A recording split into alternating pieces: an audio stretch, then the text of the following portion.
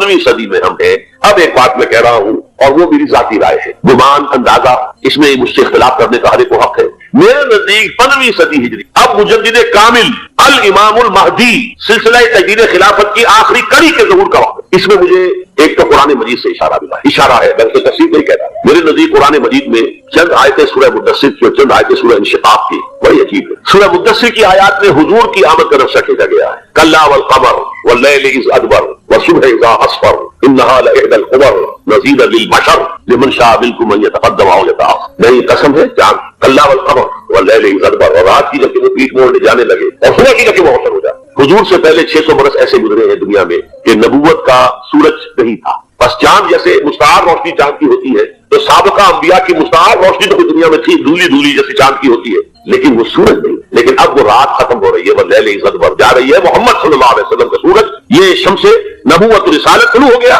والصبح اذا اسفر انہا لإحدی الکبر، بہت بڑی باتوں میں سے ایک بات ہے جو ہوئی ہے، وہ معمولی واقعہ نہیں، احدی الکبر، یہ تاریخ انسانی کے عظیم ترین واقعات میں سے بے شک محمدی نذیرا للبشر، پوری نوع انسانی کے لیے نذیر بن کر آئے۔ یہ تو ہے حضور کا معاملہ، لیکن اب جو معاملہ ہونا ہے دوبارہ، اس لیے کہ خلافت علی بن نبوت دوبارہ اب قائم ہوگی انشاءاللہ۔ حضور کے بعد میں آپ کو بتا چکا ہوں، خلافت راشدہ ختم ہونے کے بعد سے زوال زوال زوال زوال زوال زوال زوال زوال زوال، تھوڑا سا 2.5 سال کا 2 سال کا وقفہ آیا ہے حضرت عمر بن عبدالعزیز، ورنہ زوال زوال زوال زوال زوال، اگرچہ اس زوال کو 1000 سال لگے ہیں۔ یہ عمارت جو محمد نے بنائی تھی ایک دن میں نہیں گر گئی صلی اللہ علیہ وسلم، کھنڈر بتا رہے ہیں عمارت عظیم تھی، 1000 سال کے بعد یوم کے سیلاب نے آ کر اس کو گرایا ہے، ختم کیا ہے، ورنہ 1000 سال تک صفوت و شوکت کے ساتھ امت مسلمہ تو موجود رہی ہے، جہاں اسلام جو ہے وہ حکومت کی سطح پر موجود نہیں تھا۔ بہرحال اب جو اس کا دور آیا ہے دوبارہ خلافت علی بن نبوت کا دور، اس کا نقشہ سورہ انشقاق میں کھینچا گیا ہے۔ فلا اقسم بالشفق، اب دیکھیے سورج غروب ہو گیا، حضور کی بعثت کے وقت وہ سورج رسالت شروع ہوا تھا، اب وہ سورج غروب ہو چکا ہے۔ سورج کے غروب ہونے کے بعد صرف روشنی رہ جاتی ہے شفق کی سرخ سی، بس وہی باقی رہ گئی، باقی کیا رہ گیا؟ بدا الاسلام غریبا ویسعود کما بدا فطوبی للغرباء فلا اقسم بالشفق واللیل وما وسق، رات کی سی تاریکی ہے اور جو کچھ اس نے اپنے اندر جمع کر لیا ہے، والقمر اذا اتسق، اور قسم ہے چاند کی جب کہ وہ بھر جائے، پورا بڑھتا ہے کتنے دنوں میں؟ 14 دن، اور 14 صدیوں کے بعد اب پہلی صدی کا جس نے کی تجدید کامل کی عمر بن عبدالعزیز، 14 صدیوں کے بعد اب 15ویں صدی میں الامام المہدی کے ظہور کا وقت قریب۔ اب جو کچھ مجھے حضرت امام المہدی کے بارے میں کہنا ہے، دوبارہ اپنی بات کروا رہا ہوں، یہ میرا ذاتی گمان ہے، اختلاف کیا جا سکتا، میرا گمان یہ ہے کہ یہ اب جو مجدد آئیں گے وہ حضرت مہدی ہوں گے۔ پہلی بات تو یہ جان لیجئے کہ مہدی 2 ہیں، ایک شیعوں کے مہدی، ایک سنیوں کے مہدی، ان میں بڑا فرق ہے۔ شیعہ حضرات مہدی کو مانتے ہیں، وہ ان کے 12ویں امام ہیں، ان کے عقیدے کے مطابق انہیں پیدا ہونے کے فوراً بعد اس اندیشے سے کہ انہیں قتل کر دیا جائے گا، غار میں چھپا دیا گیا، تقریباً 1200 برس سے وہ اس غار کے اندر ہے، وہ روپوش ہیں، چھپے ہوئے ہیں، اسی لیے انہیں امام غائب کہا جاتا ہے، اور اب ان کا انتظار ہو رہا ہے اس لیے انہیں امام منتظر بھی کہا جاتا ہے۔ اس لیے شیعوں کے دارالعلوم جو ہوتے ہیں دارالعلوم المنتظر، وہ اس لیے ان کا انتظار کیا جا رہا ہے۔ تو یہ ہے اب ان کا خیال ہے کہ آخری دور میں، آخری زمانے میں وہ ظاہر ہو جائیں گے، غار سے نکل آئیں گے۔ دیکھیے میں اس عقیدے کو اس بنا پر رد نہیں کرتا، یہ ناممکن ہے کہ کیسے کوئی شخص جو ہے 1200 برس تک کسی غار کے اندر زندہ رہ سکتا ہے، نہیں، میں سمجھتا ہوں ممکن ہے۔ 300 برس تک اصحاب کہف رہے کہ نہیں رہے؟ سوئے رہے، 300 ایئرس۔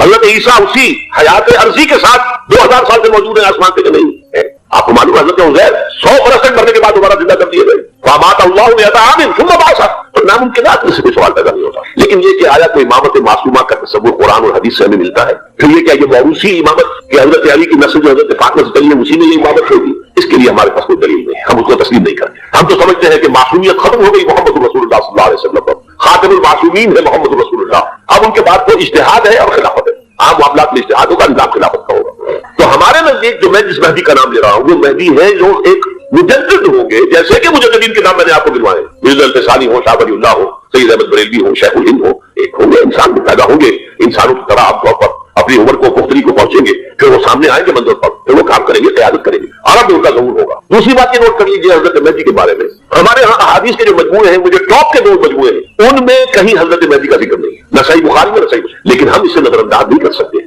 کہ صحائح ستہ کی بقیہ 4 کتابوں کے اندر موجود ہے، لہٰذا نظر انداز نہیں کر سکتے، اگنور کرنا ممکن نہیں ہے۔ اب اس میں میں چاہتا ہوں کہ کچھ حدیثیں آپ کو میں سناؤں جن میں حضرت مہدی کا تذکرہ کیا گیا ہے۔ پہلی ہے وعن عبداللہ بن مسعود قال قال رسول اللہ صلی اللہ علیہ وسلم، حضرت عبداللہ بن مسعود سے روایت ہے، وہ فرماتے ہیں کہ حضور نے ارشاد فرمایا لا تذهب الدنيا حتى يملك العرب رجل من اہل بیتی، یہ دنیا ختم نہیں ہوگی جب تک کہ عرب پر میرے اہل بیت میں سے ایک شخص کی حکومت قائم نہ ہو۔ اور آپ کو معلوم ہے کہ آج تک عرب پر حضور کے اہل بیت کی کوئی حکومت قائم نہیں، اور جب قائم ہوئی بھی تھی حضرت علی کو اگر شمار کیا جائے، اس لیے کہ حضور نے وہ جو مشہور واقعہ ہے کہ ایک چادر میں لے لیا تھا حضرت علی کو اور حضرت فاطمہ اور حضرت حسین کو، اللہم ہؤلاء اہل بیتی، اے اللہ یہ بھی میرے اہل بیت ہیں، تو حضرت علی کی بھی حکومت منعقد نہیں ہوئی، پورے عالم اسلام پر ان کی حکومت نہیں تھی، اس لیے کہ شام اور مصر دونوں صوبے جو ہیں انہوں نے ان کی اطاعت قبول نہیں کی، اس حوالے سے یہ معاملہ ابھی ہونا ہے۔ لا تذهب الدنيا حتى يملك العرب رجل من اهل بیتی یعاد اسمه اسمی، اس کا نام وہی ہوگا جو میرا نام ہے، یعنی محمد صلی اللہ علیہ وسلم، ان کا نام بھی مہدی کا نام بھی محمد، مہدی تو ان کا لقب ہے۔ یہ ترمذی نے بھی ہے، ابو داؤد نے بھی، سنن ابی داؤد جامع ترمذی، بلکہ ابو داؤد میں کون روایت ہے، قال حضور نے فرمایا لو لم يبقى من الدنيا الا يوم، اگر دنیا کی زندگی میں سے کچھ بھی نہ بچے سوائے ایک دن کے، لطول اللہ تعالی ذلك اليوم، تو اللہ تعالیٰ اس دن کو لمبا کر دے گا، حتى يبعث فيه رجل مني، یہاں تک کہ میرے خاندان میں سے ایک شخص کو اٹھائے گا، وہ من اہل بیتی، میرے اہل بیت میں سے، یواتے ہو اسمی و اسم ابی ہے اسم ابی، جس کا نام میرے نام پر ہوگا، جس کے والد کا نام میرے والد کے نام پر ہوگا، محمد ابن عبداللہ کا نام ہوگا، اور وہ یملأ الارض قسطا وعدلا کما ملئت ظلما وجورا، وہ سرزمین عرب کو عدل اور انصاف سے اسی طرح بھر دیں گے جیسے کہ وہ ظلم اور زیادتی سے بھر چکی ہو۔ دوسری روایت ہے حضرت ابو سعید خدری رضی اللہ تعالیٰ عنہ سے، حضور نے فرمایا المہدی منی اجل الجبہۃ